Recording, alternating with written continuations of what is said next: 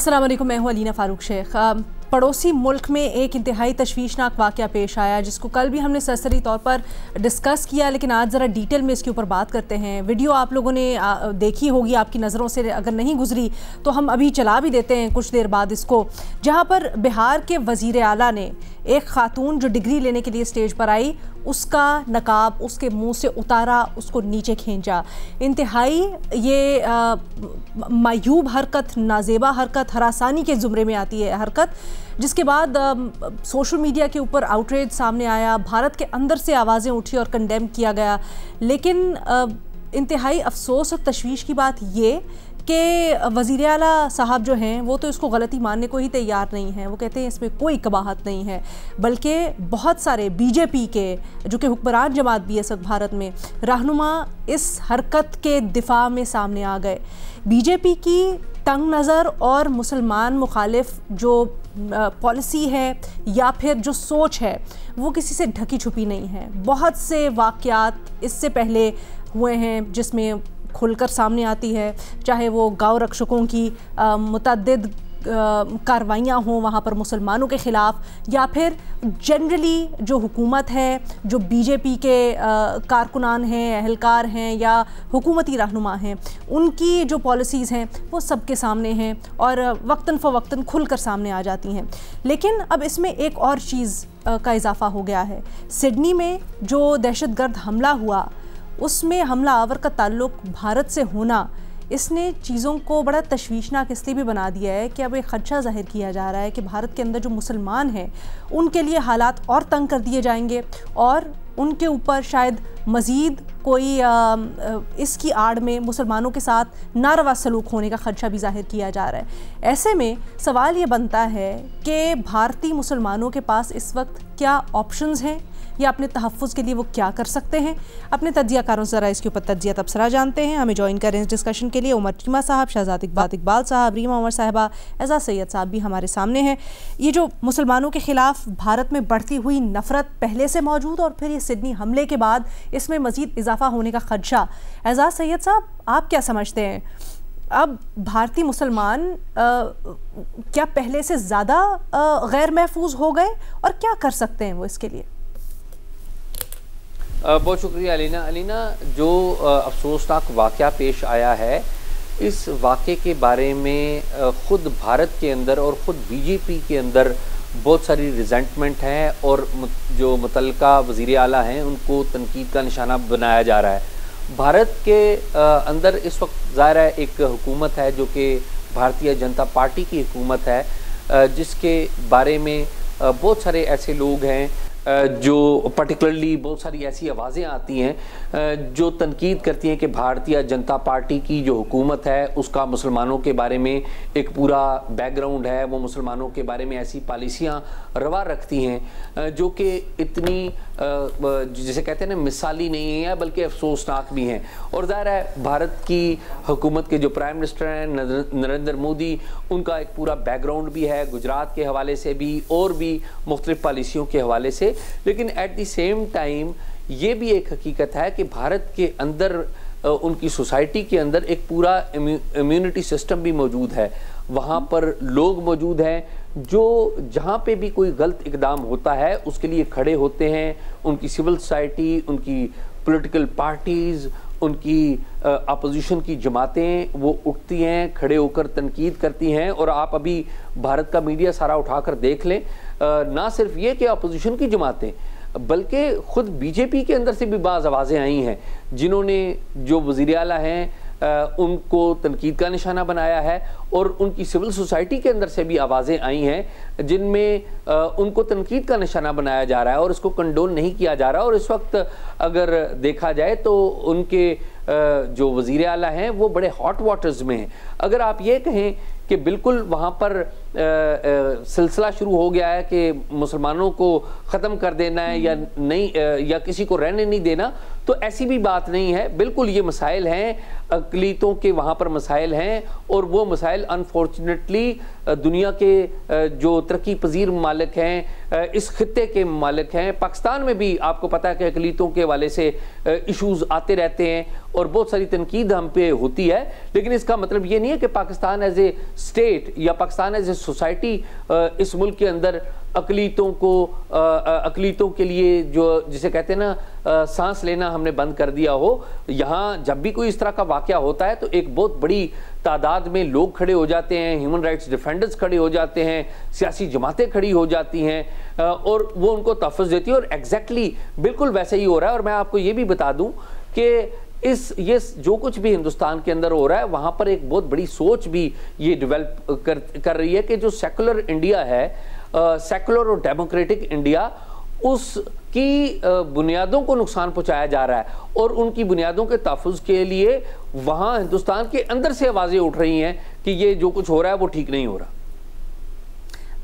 उमर चीमा साहब, क्या ये मवाजना एजाज साहब का दुरुस्त होगा जो पाकिस्तान और भारत में अक़लियतों से मुतल्लिक वो कर रहे हैं? पहली बात तो ये है कि यहाँ मुआवजने वाली बात नहीं है। हम बात कर रहे हैं इंडिया की, ऐसे इंडिया की जिसकी हम मिसालें दिया करते थे कि पाकिस्तान को मिसालें दी जाती थी कि एक सेकुलर कंट्री और हमें भी इंडिया जैसा होना चाहिए। अनफॉर्चुनेटली इंडिया वैसा नहीं रहा जिस तरह की मिसालें हम देते थे या जिस तरह की हमारी उसके बारे में सोच थी। जब से ये मोदी की गवर्नमेंट आई है, ओवरऑल जो अकलीतें हैं वो उनका टारगेट है और उनमें से भी जो मुसलमान हैं वो सबसे बड़ा टारगेट है।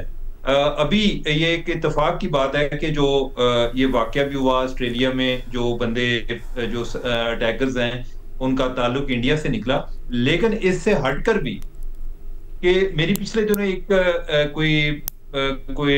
कोई बंदा है जिसका इमिग्रेशन का बिजनेस है, तो वो मुझे बता रहे थे कि जो सबसे ज्यादा इमिग्रेशन हो रही है इस टाइम ऑस्ट्रेलिया में या कनाडा में, वो इंडिया से हो रही है और इंडिया से भी ज्यादा वो मुसलमान कि जो उधर से निकलना अफोर्ड कर सकते हैं।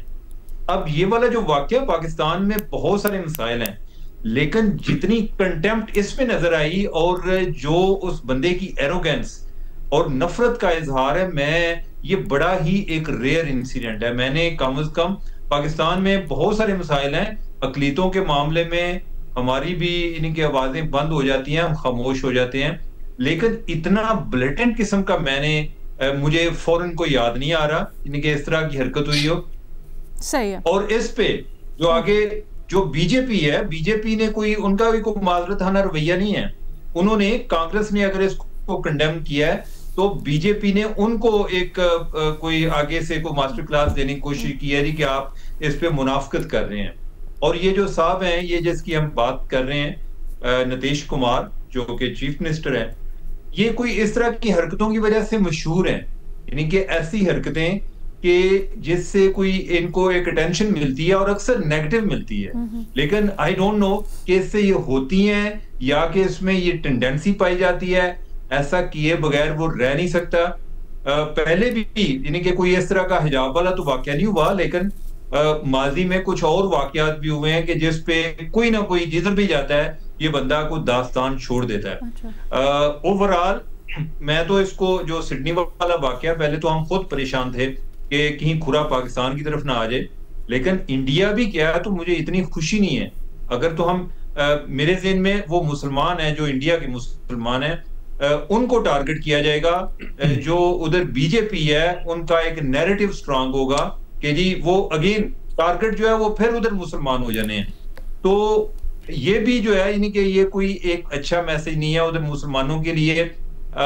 हमने कभी शायद ऐसा सोचा नहीं है कि वो लोग जो है किस तरह रह रहे हैं। हम तो आज तक मिसालें देते आए हैं, कई लोग जो है उनका ये ख्याल था कि पाकिस्तान की भी जरूरत नहीं है, लेकिन हम जो देखते हैं कि इंडिया में जो मुसलमानों के हालात हैं, अल्लाह ताला का लाख लाख शुक्र है, आज़ादी से बड़ी नेमत को नहीं है। और उधर जो मुसलमान हैं उनके हालात अच्छे नहीं है। अभी जो कुछ हुआ है ये उसकी एक मिसाल है कि वो लोग कितना, यानी कि उनके साथ क्या सलूक किया जाता है, वो नफसियाती तौर पे कितने दबे हुए होते हैं। और जिस बंदे ने उनका हिजाब खींचा, उसको हिजाब हटाया, उसको बिल्कुल उसके अंदर एहसास ही नहीं था कि वो इस वजह से को अकाउंटेबल ठहराया जाएगा। अभी भी जो बात है वो कंडेमनेशन की हद तक है ना, इससे आगे तो नहीं गई कि कोई जिस तरह की हम मिसालें देते थे जी, फलां जगह पे बंदा रिजाइन कर देता है, या लोग जो हैं वो बड़े इनटॉलरेंट होते हैं, बस एक रूटीन में को बातें हुई हैं, उसके बाद मामला आगे चल पड़े।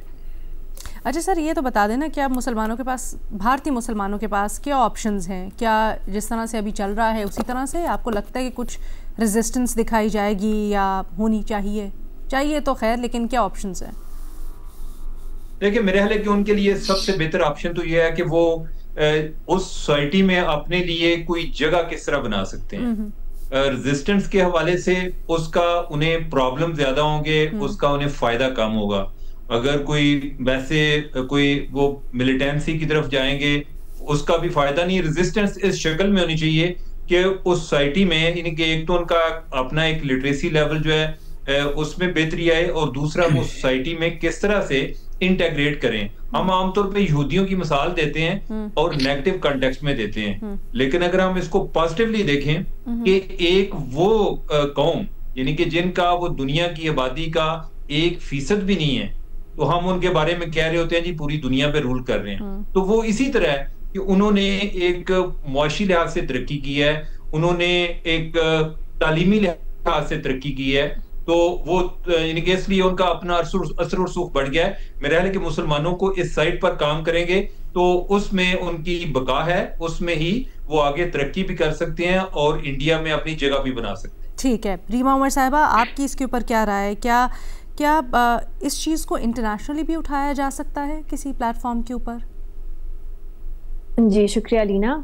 इंटरनेशनली उठाया जा रहा है। आप देखें कुछ हफ्ते पहले यूएन स्पेशल रैपटर्स और मुख्तलिफ यूएन स्पेशल प्रोसीजर्स, उनकी एक बहुत सख्त स्टेटमेंट आई थी कि पहलगाम के हमले के बाद किस तरह मुसलमानों पे पूरे भारत में किस तरह डिस्क्रिमिनेशन, हरासमेंट, असॉल्ट, वायलेंस, किस तरह उनको इन सब ह्यूमन राइट्स वायलेशंस का सामना है। इसके अलावा आए दिन हम देखते हैं Amnesty International, Human Rights Watch, इन सब जो इंटरनेशनल ऑर्गेनाइजेशंस हैं ये इस पे आवाज़ तो उठाती हैं। इंडिया में जो मुसलमानों की तादाद है वो 14-15% है, वो साइजेबल एक फिगर है, साइजेबल माइनॉरिटी है, तो उनकी अपनी ऑर्गेनाइजेशन है, अपनी पॉलिटिक्स है। मेरा फ्रैंकली मैं कंफर्टेबल नहीं होंगी या पाकिस्तान में उनको एडवाइस दूं, क्योंकि मुझे लगता है वो जानते हैं वो किस एनवायरनमेंट में ऑपरेट कर रहे हैं, और ऐसा नहीं है कि वो कुछ फाइट बैक नहीं कर रहे हैं। मेरा ख्याल है वो हो रहा है भारत में। ये मैं जरूर कहूंगी कि ओवरऑल एक सेक्युलर भारत को बहुत ज़्यादा एक धचका पहुंचा है, और उस पर बहुत कंसर्न है उन लोगों को जो एक सेक्युलर कॉन्स्टिट्यूशन भारत की उसको वैल्यू करते हैं। आइडियोलॉजिकल असॉल्ट है उस पर, एक पूरी जो तारीख है उसको रीराइट किया जा रहा है, जिसमें ख़ास तौर पे जो मुसलमान हैं उनको मनफी अंदाज से पेश किया जाता है। हर इंस्टीट्यूशन के लेवल पे आपको डिस्क्रिमिनेशन नज़र आती है, और वो आइडियोलॉजी है वो नज़र आता है वो सीप इन कर रही है। लेकिन मेरा ख्याल है इस पे एक चैलेंज भी हो रहा है, पुशबैक भी आ रहा है। बेहतर होता कोई भारत से मुसलमान जो हैं वो हमें बता सकते हैं किस किस तरह की ऑर्गेनाइजेशन वहाँ हो रही है, क्योंकि जो हम लोग तो ऑब्वियसली एक सुपरफिशियल, एटलीस्ट मैं अपनी बात करूंगी, सुपरफिशियली इसका एनालिसिस कर सकते हैं। बस ये कहूंगी कि वहाँ हो रहा है, चैलेंज हो रहा है, और क्योंकि 14-15% आबादी है, ऐसा हो नहीं सकता कि आप उनको बिल्कुल डिस्कार्ड कर दें। इलेक्टोरली रेलिवेंट हैं, ऑर्गेनाइजेशनली रेलिवेंट हैं भारत में मुसलमान। दूसरी बात, जो पाकिस्तान से कंपैरिजन होता है वो मुझे काफ़ी अनकंफर्टेबल करता है, क्योंकि मुझे लगता है दोनों जो ममालिक हैं उनकी ट्रजेक्टरीज बिल्कुल मुख्तलिफ हैं। पाकिस्तान एक इस्लामिक रिपब्लिक है। पाकिस्तान में जो एक इशू है जो हम फेस करते हैं वो ये है कि पाकिस्तान इस्लामिक रिपब्लिक रहना चाहिए, और दूसरा हमारी रियासत के पास ये हक है कि वो फैसला करे कौन मुसलमान है कौन नहीं। जिस दिन माइनॉरिटीज़ कमीशन का बिल पास हुआ उस दिन हमने इस प्रोग्राम में भी बात की कि किस तरह एक कम्युनिटी है, एक तबका है जिसको पाकिस्तान में तो इंसान ही नहीं समझा जाता। तो ये पाकिस्तान का अपना मसला है, और भी है, लेकिन ये एक बहुत फंडामेंटल इशू है जिस पे कोई आवाज़ नहीं उठाता, कोई खड़ा नहीं होना चाहता।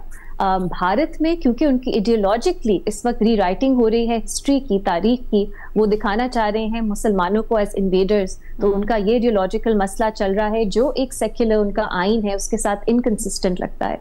तो दोनों ममालिक को मैं कंपेयर नहीं करूंगी, उनके मुख्तलिफ मसाइल हैं, मुख्तलिफ आइडियोलॉजीज हैं जो उनको फ्यूल करती हैं। लेकिन ये तशवीशनाक बहुत ज़्यादा है सिचुएशन। मुझे अच्छा लगा कि कांग्रेस ने कंडेम किया, और इसके अलावा और भी मैं देख रही थी पॉलिटिकल जो फिगर्स हैं कि वो कंडेम करते हैं। आई होप वुमेन्स कमीशन जो इंडिया की है वो भी इस पे बात करे, क्योंकि जो एटलीस्ट सिविल सोसाइटी की तरफ से मौक़िफ़ इस पे जो आना चाहिए, बिल्कुल क्लियर आना चाहिए कि ये हरासमेंट है और डिस्क्रिमिनेशन है जो पूरे भारत में मुसलमानों के खिलाफ, खासतौर पे ख़वातीन के खिलाफ फ्यूल होगी इसकी वजह से। शहजाद, आपकी इसके ऊपर क्या राय है? भारत के कॉन्टेक्स्ट में तो आप बताएंगे, लेकिन अगर इस इशू को थोड़ा सा खोलें और इंटरनेशनली देखें, सिडनी हमले के बाद इस्लामोफोबिया में बड़ा इजाफा हुआ, मुसलमानों के ख़िलाफ़ जो ऑस्ट्रेलिया में ही रहने वाले थे बहुत देखा कि जराइम हुए या उनको हरासा किया गया उनके मज़हब की बुनियाद के ऊपर, इस वाक़े के ख़िलाफ़ ख़ास तौर पे। क्या आप समझते हैं इस तरह के जो वाक़यात होते हैं जब वो मंजर आम पर आते हैं, खुली तरह से उनको डिस नहीं किया जाता, तो इससे हल्ला शेरी मिलती है, हौसला अफजाई होती है इस तरह के मसलों की, या फिर आप समझते हैं जिस तरह का रिस्पॉन्स आ रहा है कहीं ना कहीं उससे कॉल आउट होते हैं ये चीज़ें और उसमें कमी आएगी? बहुत शुक्रिया अलीना। दोनों ही वाक़यात बहुत अफसोसनाक है, जो सिडनी में हुआ वो भी, और जो इन डॉक्टर साहिबा के साथ एक चीफ मिनिस्टर ने किया, यानी कि एक पब्लिक ऑफिस होल्डर हैं और पब्लिक में उन्होंने ये जो तमाशा किया। देखिए, आपने मेरे ख्याल से बिल्कुल सही एक पॉइंट टच किया है कि अब हम इसको सिर्फ इंडियन पर्सपेक्टिव में नहीं देख सकते। जब ये सिडनी वाला वाक़या हुआ तो आपने देखा ना कि टॉमी रॉबिन्सन जैसे लोग, उनके ट्वीट्स आना शुरू हो गए, जबकि इस वाक़ये ने हमें एक बड़ा पैगाम दिया है ना कि जहाँ पे अगर ये दहशतगर्द मुसलमान थे जिन्होंने फायरिंग की बाप बेटे, तो वहां पे इनको दबोचने वाला, पकड़ने वाला वो शख्स भी मुसलमान था, जिससे पता चलता है, हम तो यहाँ पे बैठ के बात करते हैं because we have been victim of it, कि ना मजहब, दहशतगर्दी का ताल्लुक कोई मजहब से है ना ओरिजिन से है। और इंडियन मीडिया वही हमेशा जो इमेच्योर एक्ट करता है कि उनको शायद नाम से लगा कि पाकिस्तानी है, उन्होंने एक प्रोपेगेंडा शुरू कर दिया पाकिस्तान के खिलाफ। लेकिन जब ये खबर पता चली कि वो इंडियन है, आपने कितने चैनल्स पे यहाँ देखा है कि लोग शादियाने बचा रहे होंगे। कुछ रिएक्शन मैंने देखा है, वो भी इस रिएक्शन में है कि इंडियन मीडिया क्योंकि पाकिस्तान को ब्लेम कर रहा था। अदरवाइज मुझे लगता है कि हमने क्योंकि इसको एज अ विक्टिम बर्दाश्त किया इतने साल, तो हम इसमें कोई बहुत प्राउड फील नहीं करते कि अगर चले वो मुसलमान है लेकिन उसका ताल्लुक इंडिया से, तो हम यहाँ पे बैठ के बैशिंग करते रहे। लेकिन वहां के एक मीडिया में इमेच्योरिटी है। आपने देखा टॉमी रॉबिन्सन ने जब ये इस चीज पे ट्वीट भी किया कि जो एक शख्स ने आके उसको पकड़ लिया और उसको न्यूट्रलाइज करने की कोशिश की दहशतगर्द को, तो उसने उसका मतलब नहीं बताया कि जो पकड़ने वाला था वो भी मुसलमान था उसको। तो ये डिस्क्रिमिनेशन, एक बायसनेस, इस्लामोफोबिया ये है, देखने में आ रहा है। इनफैक्ट मैं आपको बताऊं, पिछले हफ्ते ही मेरा एक दोस्त सिडनी से आया, मैंने उससे पूछा कि क्या हालात है, क्योंकि आपको पता है कि दुनिया भर में सिर्फ ये तो मजहब के हवाले से नहीं हो रहा, इमिग्रेंट्स के हवाले से भी हो रहा है। तो उसने मुझे बताया कि ऑस्ट्रेलिया में भी, जहां पे पहले हम ये नहीं सुनते थे, अब इस तरह के वाकयात हो रहे हैं, एशियंस के साथ हो रहे हैं, इंडियंस के साथ हो रहे हैं, सिख कम्युनिटी के साथ बहुत ज्यादा हो रहे हैं, जहां पे जो लोकल्स हैं वो उनको हरास करते हैं, इस तरह पब्लिकली हरास कर रहे होते हैं।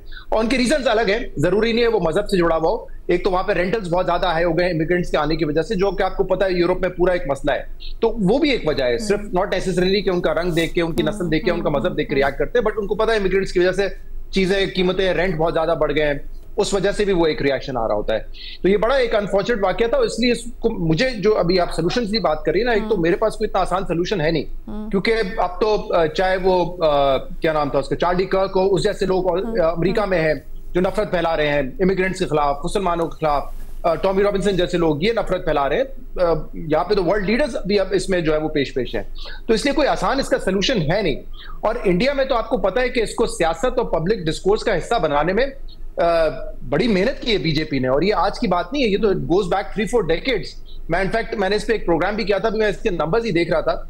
अगर आप देखें, जब ये स्प्लिट भी हुआ जनता पार्टी का और बीजेपी बनी, 1984 में जो इलेक्शंस थे लोकसभा के, सिर्फ 2 नशिस्तें थी उनकी। 1989 में 85 हो गई, और फिर 1992 में जब बाबरी मस्जिद वाला इंसिडेंट हुआ, और उसके बाद पूरी एक उन्होंने मूवमेंट चलाई, राम जन्मभूमि मूवमेंट। उसके बाद जो पहला इलेक्शन हुआ 86 में, तो BJP came out as the largest single party, यानी कि 2 सीटों से विद इन 10 ईयर्स उन्होंने सिंगल लार्जेस्ट पार्टी बन गए लोकसभा में। क्यों? क्योंकि उन्होंने बाबरी मस्जिद जैसे इंसिडेंट्स उठाए और इस तरह के कई वाकयात उठाए जिसपे वो मजहब के ऊपर सियासत करते रहे, मुसलमानों के खिलाफ नफरत फैलाते रहे। हेंस हमने देखा कि जो अभी हम बात कर रहे थे दूसरे पार्टिसिपेंट्स भी, कि एक जो सेक्युलर इंडिया था वो अब एक हिंदुत्व की पॉलिसी पे चलता हुआ नजर आ रहा है। एटलीस्ट उनमें उनकी जो लार्जेस्ट पार्टी है वो उस पर चलती हुई नजर आ रही है। अब यहाँ पे सोल्यूशन क्या हो सकता है? एक तो ये हो सकता है कि बीजेपी से जान छुड़ाएं और फिर कोशिश करें कि दोबारा जो एक सेक्युलर इंडिया है उसको उसकी तरफ लेके जाया जाए। मैंने बहुत ज्यादा फॉलो नहीं किया रिएक्शन, कुछ शायद हो सकता है बीजेपी के लोगों ने इसको कंडेम किया हो। अच्छा, by the way, Nitish Kumar का ताल्लुक बीजेपी से नहीं है, वो उनका जो एनडीए इत्तेहाद है उसमें आते हैं जनता दल पार्टी के वो चीफ मिनिस्टर हैं, उनका डायरेक्टली बीजेपी से कोई ताल्लुक नहीं, बट ऑब्वियसली बिहार में भी जो जीते हैं वो अलायंस था ना इनका, अलायंस और ये वहां पे चीफ मिनिस्टर बने और लैंडस्लाइड विक्ट्री थी वहां पे। ऑब्वियसली नजरिया इनका एक ही होगा, लेकिन वो बीजेपी से उसका ताल्लुक नहीं। मैंने कहा सिर्फ ये करेक्ट कर दूं कि ये बात इस तरह जा रही है कि बीजेपी से उनका ताल्लुक है, लेकिन ऑब्वियसली आइडियोलॉजी उनकी सियासत वो एक जैसी ही है, इसीलिए वो एक अलायंस में है। अब मैंने जो है बीजेपी के इतने ज्यादा नहीं देखे कि उन्होंने कितना इतना कंडेम किया है, कांग्रेस ने किया है, सिविल सोसाइटी में लोग उठा रहे हैं। अच्छा, वहां के मुसलमान भी आपको पता है इन द रिसेंट ईयर्स बड़े बैकफुट पे चले गए। पहले वहां के जो बड़े स्टार्स हैं आमिर खान वगैरह, वो ये बात करते थे कि हमें घर मिलने में मुश्किल हो रही है, नसीरुद्दीन शाह ने इस तरह की बातें की थी, लेकिन जब बैकलैश आता है तो वो भी अपने शेल में चले जाते हैं, खुलकर बात नहीं कर सकते, क्योंकि जहां पे 22 करोड़ मुसलमान हैं वहां पे 1.25 अरब जो है वो हिंदू भी हैं, और उसमें सब ऐसे नहीं है, सबकी आइडियोलॉजी बीजेपी वाली नहीं है, क्योंकि जैसे कांग्रेस भी हिंदू, ऑब्वियसली हिंदू मेजॉरिटी जमात है वहां पे भी, लेकिन वो मजहब को इस तरह नहीं लेकर आते, वो कंडेम भी कर रहे हैं इसको। मैंने कुछ एक्टर्स और क्रिकेटर्स को भी देखा है, अजहरुद्दीन का स्टेटमेंट मेरे नजरों से गुजरा, मोहम्मद अजहरुद्दीन, उन्होंने इसको कंडेम किया है। तो एक तरीका पुशबैक का तो यही हो सकता है कि सिविल सोसाइटी वहां पे आवाज उठाए, जो प्रोमिनेंट फिगर्स हैं वो इसको कंडेम करें, क्योंकि ये नकाब वाली बात कोई ऐसी कोई अनोखी बात तो नहीं है इंडिया में। वहां पे मुसलमान जो है जो पर्दा करना चाहते हैं वो करते हैं, तो मेरे ख्याल से उनकी तरफ से एक पुशबैक आना चाहिए, बट इसको मेरे ख्याल से टाइम बहुत लगेगा, और बीजेपी अगर आउटवोट होती है तो ही शायद इसके इम्कान ज्यादा बढ़े कि वो तेजी से हो। लेकिन एज आई सेड, क्योंकि दुनिया भर में इमिग्रेंट्स के खिलाफ, मुसलमानों के खिलाफ एक इस वक्त मुहिम चल रही है, तो उसमें तो मुझे लगता है बीजेपी को इससे शय ही मिलेगी, और इसको रोल बैक करना जो उन्होंने किया अपने एक कल्चर के साथ या अपने सोशल फैब्रिक के साथ, इतना आसान नहीं होगा। अच्छा, क्योंकि हम अलीना जी रीमा, नहीं, वैसे किसी दिन मैं सोच रही थी कि जब भारत में सेक्युलरिज्म इज अंडर अटैक तो हम उसको काफ़ी मोर्न करते हैं पाकिस्तान में, बट क्या एक सेक्युलर कॉन्स्टिट्यूशन एक ऐसी ख्वाहिश है, ख्वाब है जो पाकिस्तानी देखते हैं, या सिर्फ हम उसको इस्तेमाल ही करते हैं क्योंकि भारत में वो चैलेंज हो रहा है? तो शायद किसी दिन हमें इस पर प्रोग्राम करना चाहिए कि क्या पाकिस्तान में, क्यों भारत के माजी से सीख के, कि हमें भी क्या एक सेक्युलर आइन की तरफ, एक सेक्युलर मुल्क की तरफ जाना चाहिए, उसके क्या फवायद होंगे? क्योंकि अनफॉर्चुनेटली ऐसी डिबेट हम पाकिस्तान में देखते नहीं हैं। तो मैं आपसे एक रिक्वेस्ट करूंगी कि हम इस पे बात करें, क्योंकि हम देखते हैं कि किस तरह मजहब को इस्तेमाल करके, हम तो कहते हैं ना कि पाकिस्तान बनाने की आइडियोलॉजी के पीछे मजहब एक बुनियादी जुज़ था, इस पे बहुत डिबेटेबल, बिल्कुल सही कह रही हैं आप। बिल्कुल, और अगर हमें लगता है कि जब भारत सेक्युलर था तो वो बेहतर था, तो फिर पाकिस्तान को भी क्या उसकी ख्वाहिश उस तरह का एक कॉन्स्टिट्यूशन अडॉप्ट करने की, उस तरह के मुआशरे की करनी चाहिए, या यहाँ हमारे लिए हमें लगता है वो सही मॉडल नहीं होगा? I think something to talk about. ये अच्छी तजवीज़ है आपकी, इसके ऊपर किसी दिन डिबेट करवाई जा सकती है।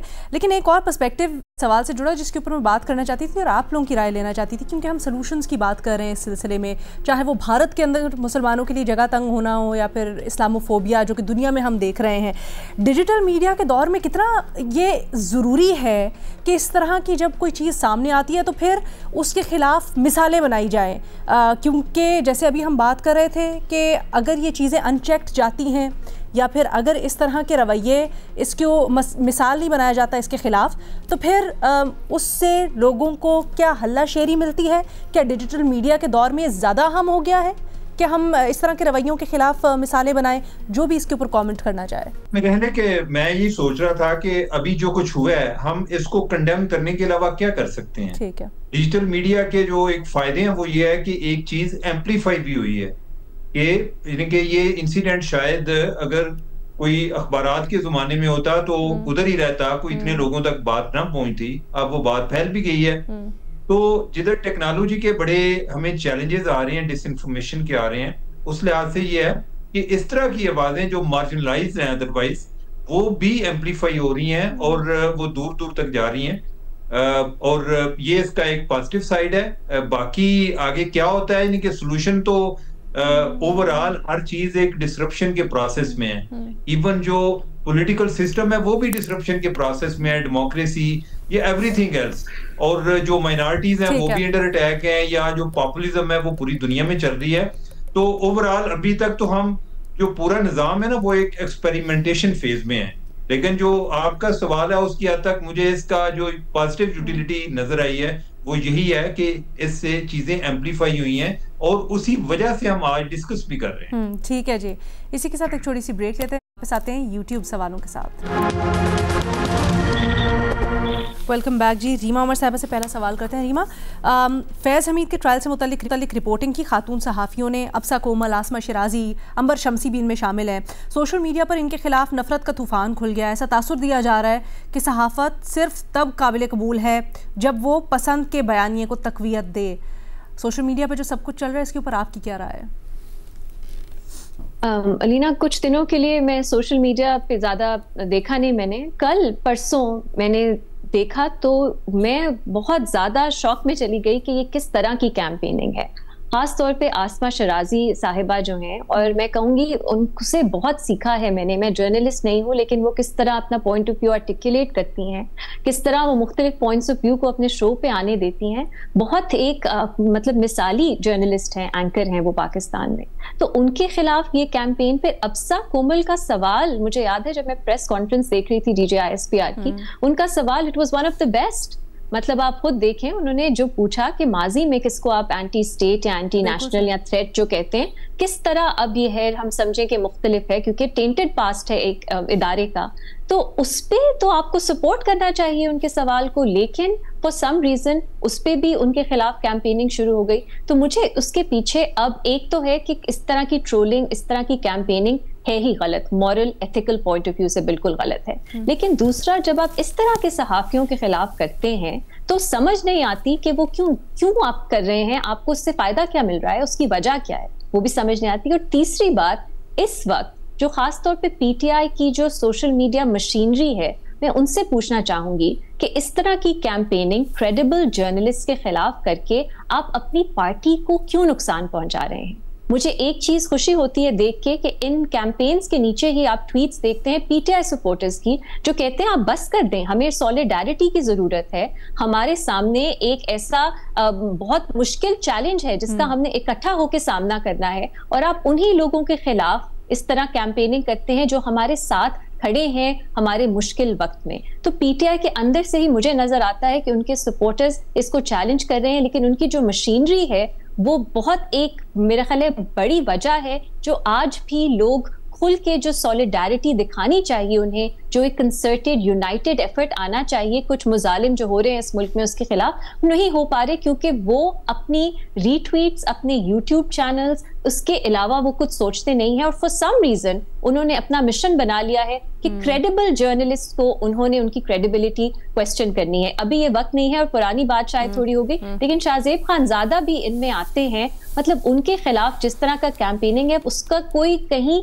हकीकत या ट्रूथ से कोई ताल्लुक ही नहीं है, लेकिन फिर भी हम देखते हैं कि ये मशीनरी इतनी स्ट्रांग है, इतनी कंसर्टेड है कि ये एकदम ऐसा लगता है कि सिर्फ एक ही पॉइंट ऑफ व्यू है और वो ही बार बार एम्पलीफाई होता है। मैं सिर्फ ये कहूंगी कि मुझे थोड़ी सी मतलब थोड़ा सा मुझे खुशी होती है देख के कि बहुत से PTI सपोर्टर्स हैं जो अब इसको कॉल आउट कर रहे हैं कि ये बंद करने की जरूरत है, और जो लोग सॉलिडारिटी अब दिखा रहे हैं उनको अपनाने की जरूरत है, क्योंकि इस तरह के कैंपेन से आप उन्हें अपने से दूर कर रहे हैं जो पार्टी को नुकसान पहुंचा रहा है।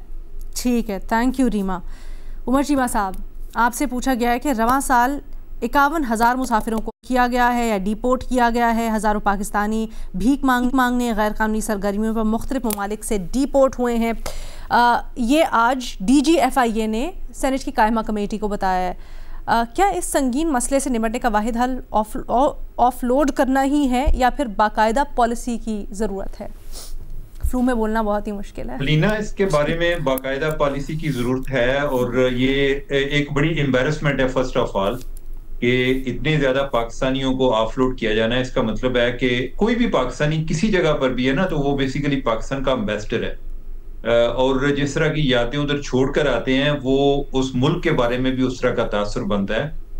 अनफॉर्चुनेटली कोई बाकायदा पॉलिसी ना होने की वजह से बहुत सारे लोग मुख्तलिफ शक्लों में या मुख्तलिफ बहानों से वो चले गए और उधर जाके कोई भीख मांगने में मसरूफ है या कोई इलीगल तरीके से गए, तो उधर से आगे जो मिडिल ईस्ट से ज्यादा हमारे लोग आए हैं वो तो बकारी हैं अनफॉर्चुनेटली, यानी कि उनकी नजर में जो यही है, बैगिंग है, ये उनका बिजनेस है। और मैं नाम नहीं लेना चाहता, मैं आपको बताऊं, ये पहले इस पे मैंने एक रिपोर्ट भी किया था कि हमारे कुछ इजला हैं कि जिधर से लोगों को वीजा नहीं दिया जाता। वजह क्या है कि उधर से बकारी बहुत ज्यादा गए हैं।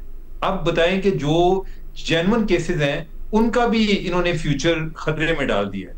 तो एक तो इसके बारे में हमारी जीरो टॉलरेंस होनी चाहिए। दूसरा यह है कि हमें भी अपने लेवल पर कोशिश करनी चाहिए कि गवर्नमेंट को कि जो भी स्किल्ड वर्कर हो वो बाहर जाए। इस तरह अगर वो स्किल्ड वर्कर के लिए कोई इनकी एक मयार होगा तो उसके बाद बकारी जो है वो किसी बहाने बाहर नहीं जा सकते।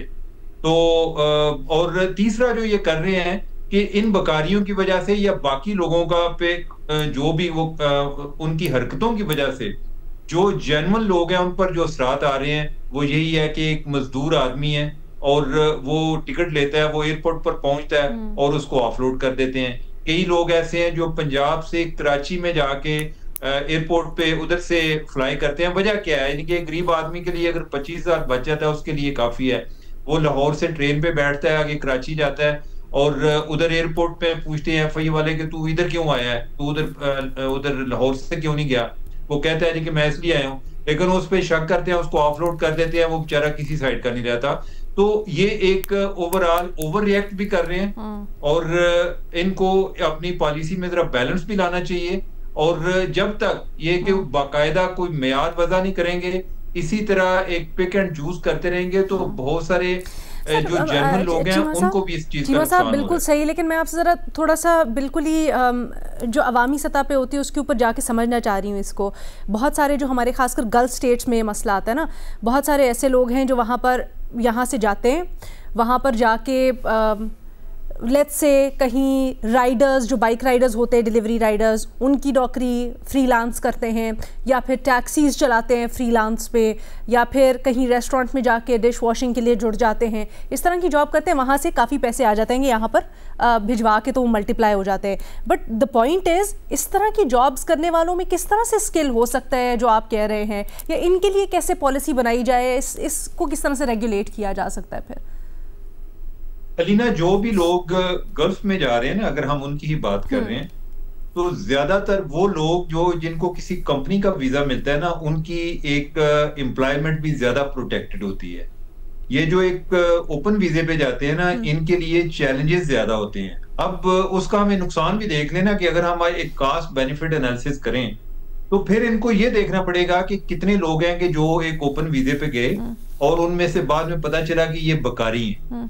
पहले हमें इशू आया अफगानियों की वजह से कि सऊदी अरब में पाकिस्तान की एक रेपुटेशन बहुत ज्यादा खराब हुई कि उन्होंने इधर से जाली जो एक पहले कोई CNSE बनवाए थे उस बुनियाद पे पासपोर्ट बनवाए और फिर वो सऊदी अरब चले गए और सऊदिया ने फिर उनको पॉइंट आउट किया पाकिस्तान को कि इतने आपके लोग जो हैं या इतने लोग जाली पासपोर्ट पे आए हुए हैं। तो एक तो हमारी साख खुद से मुतासर हुई, दूसरा जो है वो आगे ये बकारियों की वजह से हुई।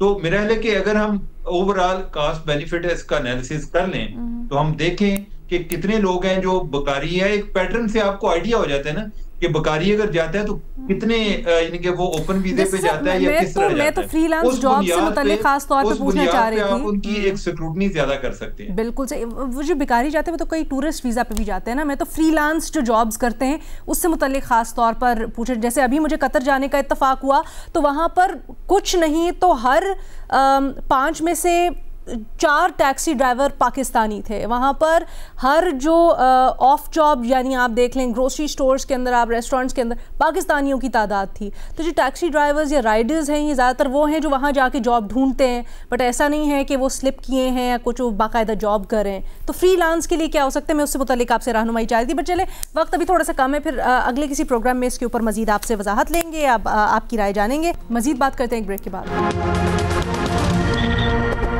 Welcome back. शहजाद साहब, मार्केट ने तवक्को की कि पॉलिसी रेट जूं का तूं रहेगा, बरकरार रहेगा, मगर स्टेट बैंक ने इसे कम कर दिया। क्या ये फैसला सरमायाकारी को सहारा देगा या बेयकीनी पैदा करेगा? देखें, सरमायाकारी को सहारा तो नहीं मिलेगा 0.5% इंटरेस्ट रेट कम करने से। अलबत्ता ये एक प्रेशर बहुत ज्यादा था हुकूमत पर और morally on the State Bank of Pakistan, because State Bank of Pakistan ये समझता है कि ऑलरेडी हमने अगर पिछले 1 साल के अंदर या 1.5 साल के अंदर आधा कर दिया है डिस्काउंट रेट को, 22 से लेकर 11% पे लेकर आ गए, तो अब हमें थोड़ा स्टडीली आगे बढ़ना चाहिए और मजीद इसको कम नहीं करना चाहिए, बिकॉज आगे कुछ कंसर्न्स भी थे कि शायद महंगाई में इजाफा होगा। लेकिन क्योंकि हम एक बहुत ही स्लो डाउन में फंसे हुए हैं यहाँ से आवाजें उठना शुरू हो गई हैं कि गुर्बत बढ़ रही है, अनएम्प्लॉयमेंट बहुत ज्यादा है और इसके लिए ग्रोथ की जरूरत है, तो लिहाजा इंटरेस्ट रेट को कट किया जाए, जिसमें बहुत सारे आपने देखा है बिजनेस कम्युनिटी के लोग वो भी आके बात करते हैं कि इसकी जरूरत है कि हम इंटरेस्ट रेट को कम करें, बिजली की कीमतों को कम करें ताकि बिजनेस चल सके। तो मेरे ख्याल से आधे % से बहुत ज्यादा फर्क नहीं पड़ेगा, लेकिन एक डायरेक्शन शायद स्टेट बैंक ने दिया है कि अगर हालात स्टेबल रहे तो फिर हम जाके शायद मजीद इंटरेस्ट रेट कट की तरफ जाएंगे। लेकिन फिलहाल तो ऐसा लगता है कि जो मार्केट में एक्सपेक्टेशन थी वो यही था कि अनचेंज रहेगा, बट प्रेशर क्योंकि हुकूमत पे बहुत ज्यादा बिल्ट हो रहा है और स्टेट बैंक पे बहुत ज्यादा बिल्ट हो रहा है कि अब हमें थोड़ा स्टेबिलिटी से निकल के ग्रोथ की तरफ जाना चाहिए। तो आई थिंक अभी भी स्टेट बैंक का ही ये कंसर्न होगा कि आगे वो इन्फ्लेशन को एक तो मॉनिटर करें और ये देखे कि कोई ऐसे कंसर्न्स तो नहीं है, थ्रेट तो नहीं है कि जिसकी वजह से दोबारा महंगाई में इजाफा हो। तो बहुत ज्यादा सरमायाकारी में इजाफा नहीं होगा, उसके लिए तो मेरे ख्याल से बहुत काम करने की जरूरत है और उस पर अब तक हुकूमत का कोई वाज़ेह रोड मैप हमें नहीं नजर आ रहा। ठीक है, बहुत शुक्रिया शहजाद इकबाल साहब, और प्रोग्राम में वक्त भी खत्म हो गया तो इजाजत दें, अल्लाह हाफ़िज़।